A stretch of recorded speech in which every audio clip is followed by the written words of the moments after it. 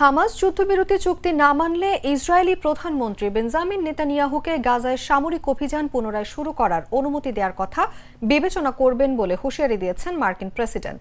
Trump বলেন, তিনি বলার সাথে সাথে ইসরায়েলি বাহিনী রাস্তায় নামতে পারে। স্থানীয় সময় বুধবার মার্কিন সংবাদ মাধ্যম সিএনএনকে কথা বলেন তিনি। মার্কিন প্রেসিডেন্ট সংক্ষিপ্ত এক টেলিফোনে কলে বলেন, হামাসের সাথে যা ঘটছে তা দ্রুত সমাধান করা হবে। হামাস গাজায় যুদ্ধ বন্ধের চুক্তির অংশ হিসেবে জীবিত ও মৃত জিম্মিদের হস্তান্তরের চুক্তি মেনে চলছে না বলে অভিযোগ তুলেছে ইসরায়েল। এই অভিযোগের পরই ট্রাম্পের এমন মন্তব্য করেছেন। ট্রাম্পের ২০ দফা শান্তি পরিকল্পনা চতুর্থ পয়েন্টে বলা হয়েছে, ইসরায়েল এই চুক্তি প্রকাশ্যে গ্রহণ করার ৭২ ঘন্টার মধ্যে জীবিত এবং মৃত সকল জিম্মিকে ফিরিয়ে দেওয়া হবে। বুধবার সকাল পর্যন্ত জীবিত ২০ জন জিম্মিকে ইসরায়েলে ফিরিয়ে দেওয়া হয়েছে। এছাড়া ৮ জনের মৃতদেহ হস্তান্তর করেছে হামাস। তবে ইসরায়েলি সেনাবাহিনীর দাবি, এর মধ্যে একজনের মরদেহ কোনো ইসরায়েলি জিম্মির নয়।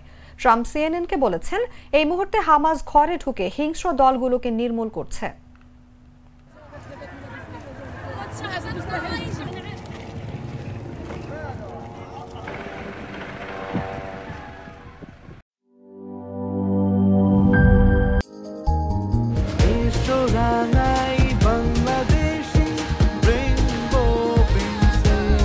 রেইনবো পেইন্টস, ছড়াও জীবনের রং।